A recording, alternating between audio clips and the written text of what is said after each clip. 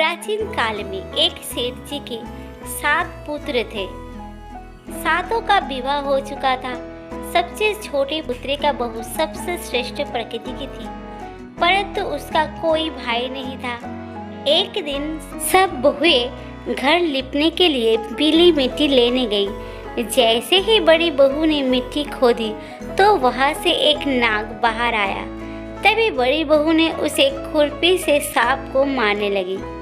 तभी छोटी बहू ने उसे रोकते हुए कहा, मत मारो इसे, ये बेचारा अपराध है।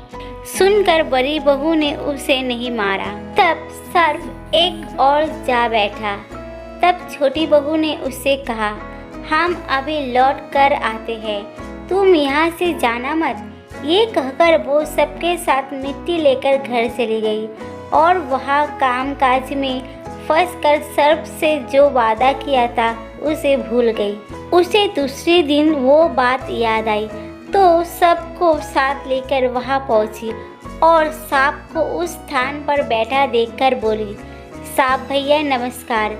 सांप ने कहा, तू भैया कह चुकी है इसलिए तुझे छोड़ देता हूँ, नहीं तो झूठी बात करने के कारण तुझे अभी डस लेता। वो बोली, भैया मुझसे भूल हो गई, उसकी क्षमा मांगती हूँ। तब सांप ने कहा, अच्छा तू आज से मेरी बहन हुई और मैं तेरा भैया हुआ, तुझे जो मांगना हो मांग ले। वो बोली, भैया मेरा कोई नहीं है, अच्छा हुआ जो तुम मेरा भाई बन गए हो। कुछ दिन व्यतीत होने पर वो सांप मनुष्य का रूप धारण करके उसके घर आया और बोला कि मेरी बहन को भेज दो। सबने कहा कि इसके तो कोई भाई नहीं था। तो वो बोला, मैं दूर के रिश्ते में इसका भाई हूँ, बचपन में ही बाहर चला गया था। उसके विश्वास दिलाने पर घर के लोगों ने छोटी को उसके साथ भेज दिया। उसने मार्ग में बताया कि मैं वही सर्प हूँ, इसलिए तू डरना नहीं और जहाँ चलने में कठिनाई हो वहाँ मेरी पूंछ पकड़ लेना। उसके कहे अनुसार ही किया और इस प्रकार वो उसके घर पहुँच गई। वहाँ के धन ऐश्वर्य को देखकर वो चकित हो गई। एक दिन सांप की माता ने उसे कहा, मैं बाहर जा रही हूँ, तू अपने भाई को ठंडा दूध पिला देना। उसे ये बात ध्यान ना रही और उसने गर्म दूध पिला दिया, जिसमें उसका मुख बुरी तरह जल गया। ये देखकर सांप की माता बहुत क्रोधित हुई, परंतु सांप के समझाने पर चुप हो गई।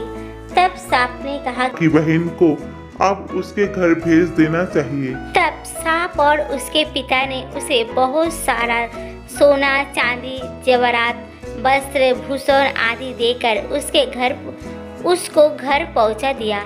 इतना ढेर सारा धन देखकर बड़ी बहू ने ईर्ष्या से कहा, भाई तो बड़ा धनवान है, तुझे तो उससे और भी धन लाना चाहिए। सांप ने ये वचन सुना तो सब वस्तुएं सोने के लाकर दे दी। ये देखकर बड़ी बहू ने कहा, इन्हें झाड़ने की झाड़ू भी सोने की होनी चाहिए। तब सर्प ने झाड़ू भी सोने की लाकर दे दी। सांप ने छोटी बहू को हीरे मणियों का एक अद्भुत हार दिया था। उसकी प्रशंसा उस देश की रानी ने भी सुनी और वो राजा से बोली कि सेठ की छोटी बहू का हार यहाँ आना चाहिए। राजा ने मंत्री को हुक्म दिया कि उससे वो हार लेकर शीघ्र उपस्थित हो। मंत्री ने सेठ जी से जाकर कहा कि महारानी जी छोटी बहू का हार पहनेगी, वो उसे लेकर मुझे दे दो। सेठ जी ने डर के कारण छोटी बहू से हार मांग कर दे दिया। छोटी बहू को ये बात बहुत बुरी लगी। उसने अपने सांप भाई को याद किया और आने पर प्रार्थना की, भैया रानी ने हार छीन लिया है, तुम कुछ ऐसा करो कि जब वो हार उसके गले में रहे तब तक के लिए सर्प बन जाए और जब वो मुझे लौटा दे तब हीरो और मणियों को हो जाए। सांप ने ठीक वैसा ही किया। जैसे ही रानी ने हार पहना वैसे ही वो सांप बन गया। ये देखकर रानी चीख पड़ी और रोने लगी। ये देखकर राजा ने सेठ के पास खबर भेजी कि छोटी बहू को तुरंत भेजो। सेठ जी डर गए कि राजा ना जाने क्या करेगा। वो सैंग छोटी बहू के साथ लेकर उपस्थित हुए। राजा ने छोटी बहू से पूछा, तूने क्या जादू किया है? मैं तुझे दंड दूंगा। छोटी बहू बोली, राजन, धृष्टता क्षमा कीजिए।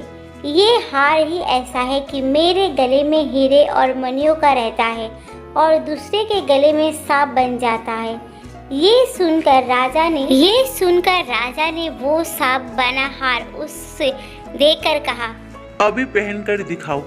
छोटी बहू ने जैसे ही उसे पहना वैसे ही हीरे मणियों का हो गया। ये देखकर राजा को उसकी बात का विश्वास हो गया और उसने प्रशंसा होकर उसे बहुत सी मुद्राएं भी पुरस्कार में दी। छोटी बहू अपने हार और धन सहित घर लौट आई। उसके धन को देखकर बड़ी बहू ने ईर्ष्या के कारण उसके पति को सिखाया कि छोटी बहू के पास कहीं से धन आया है। ये सुनकर उसके पति ने अपनी पत्नी को बुलाकर कहा, ठीक ठीक बता कि ये धन तुझे कौन देता है। तब वो सांप को याद करने लगी। तब उसी समय सांप ने प्रकट होकर कहा, यदि मेरी धर्म बहन के आचरण पर संदेह प्रकट करेगा तो मैं उसे डस लूंगा। ये सुनकर छोटी बहू का पति बहुत प्रसन्न हुआ और उसने सांप देवता का बड़ा सत्कार किया। उसी दिन से नाग पंचमी का त्योहार मनाया जाता है और स्त्रियां सांप को भाई मानकर उसकी पूजा करती है।